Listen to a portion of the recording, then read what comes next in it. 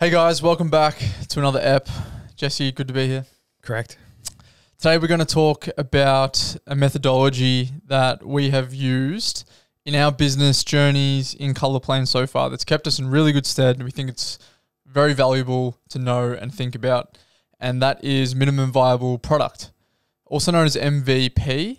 And the definition of that, Jesse, is a product with enough features to attract early adopter customers and test products or ideas. Yeah, I remember hearing this from someone about 5 years ago, and on the surface, minimum viable product seems somewhat from like a tech background, which it is. It's from the software industry. It's like Silicon Valley have used this a lot, but you can actually use it in various ways in your business. All you're really doing is getting feedback really quickly and testing products before you put all your time, effort, and money into them. It's a really straightforward thing. And the best part about it is you can literally roll it out into every area of your business. So Jack, I think it's, our listener might be a little bit confused right now. I think let's really help them through this and clarify it with our journey. Yep. Cool. Well, we got a few areas we think we can cover and apply it to. Let's start with product. Product's the main thing we do at Colorplane.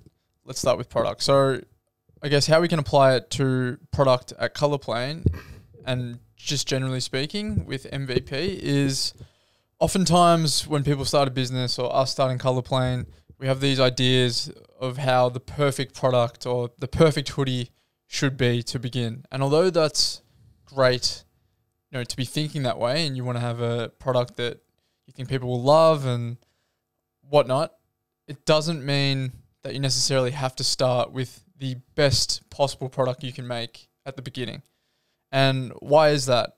Why? Because finding an amazing product is going to take you a lot of time, a lot of money, a lot of energy, a lot of resources that you probably don't have at the start of a business.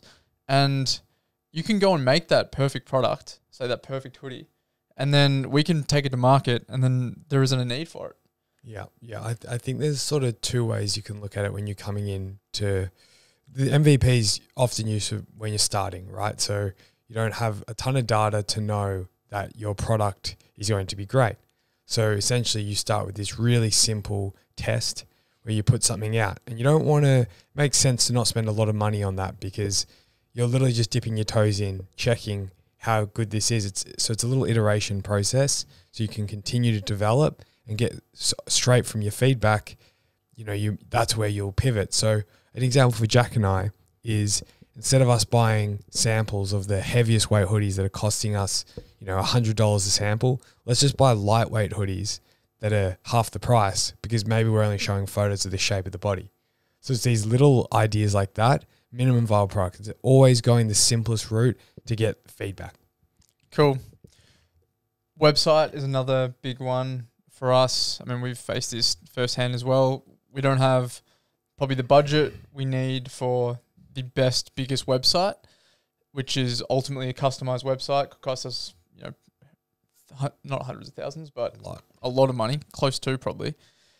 But we don't have that budget. So we're going to start with a Shopify website that's tried and true, with some app plugins, some customization features, because we don't really know what that end website looks like right now. We haven't got any feedback. We haven't rolled anything out. We haven't sold any product on our website. So it's only until we do that, and then we're going to know what features we do need on the customized website. Mate, exactly right. Why would we spend tens of thousands of dollars on a website that we don't know if people actually like, when we could spend, $10 a month and get, it's a bit more than that. Shopify is randomly kind of expensive. It's about $50 a month, but it's a bit more than that. Well, yeah, there you go. So, but it's a lot less than $50,000 a year. So if we could spend a small amount of money on a Shopify, get feedback, people saying, don't like the way you're showing your product, or there's too much font, or I need a better background, or the color schemes are wrong. All this feedback being the key word of this episode today. Taking that down, then rolling that, and that's where you spend the money, on the feedback, because it's tried and tested. I do have a funny story about the first website I ever built.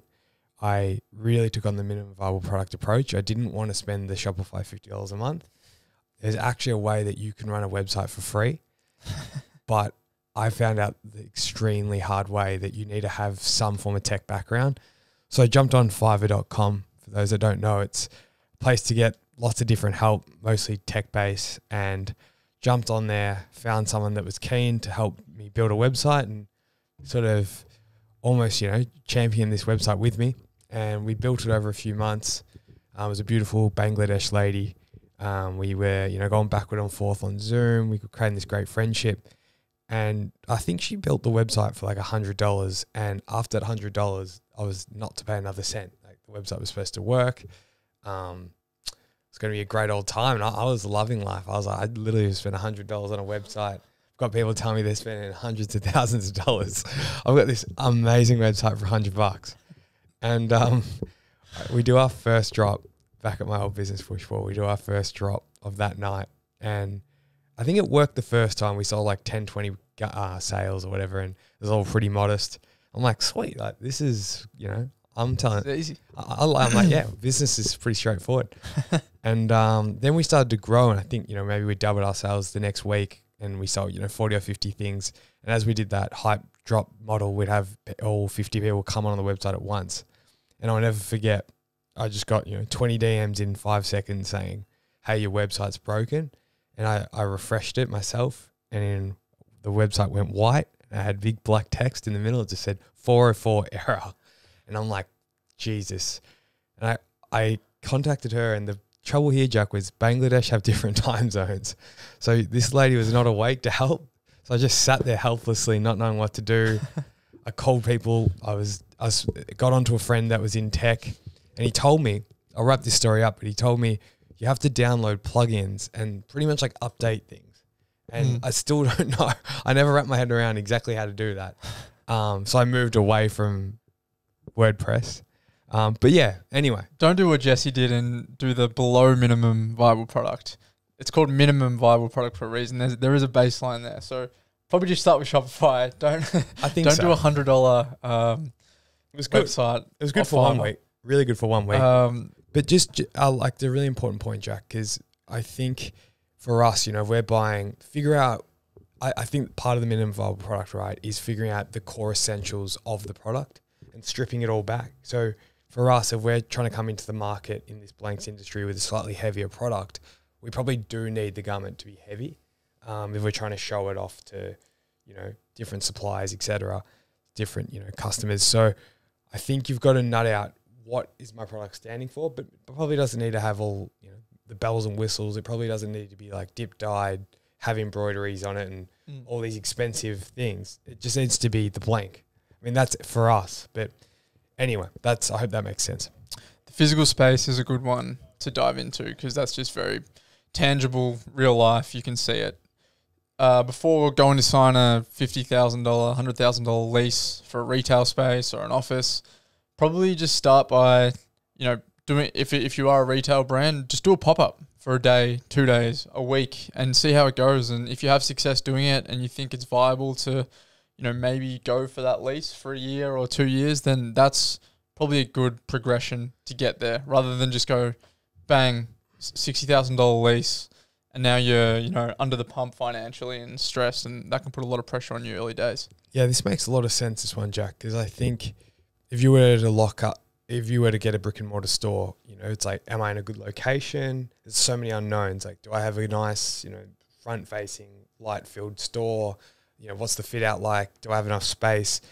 The reality is you could pay a tenth of the cost, maybe $1,000 over a weekend at a pop-up and get the feedback back to our keyword of this podcast, feedback from your customers going, do you like this space? Are you local to this area? Is the store big enough for you? Take all those little things down. I don't know, maybe a little survey in store or something, and then bang, you're going to make an educated decision. That's when you roll your money into a lease, off the back of strong feedback. So I guess, we got marketing down there as well, but I think we skip over marketing. I think it's pretty self-explanatory.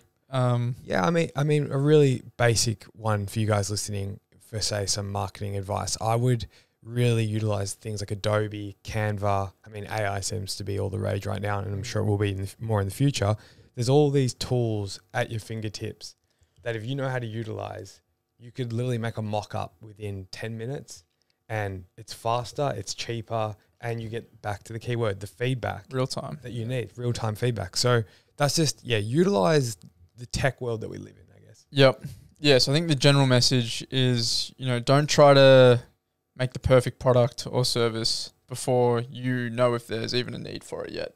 So, get that product out there, strip it back to those core fundamental pieces of whatever that product or service is. Just get feedback from people and see and make iterations and go from there. I think that's a much more risk-adverse way to build a business or product or service. Really well said. I think most businesses sell one thing predominantly compared to the rest. So if you're trying to find what I believe your champion product is, what it's defined as in the business world, the champion product of your business this is the perfect approach. Mm-hmm. Be flexible, take in everyone's feedback, and you often will end up in a far more informed place than you were before. Yep. Thanks, guys.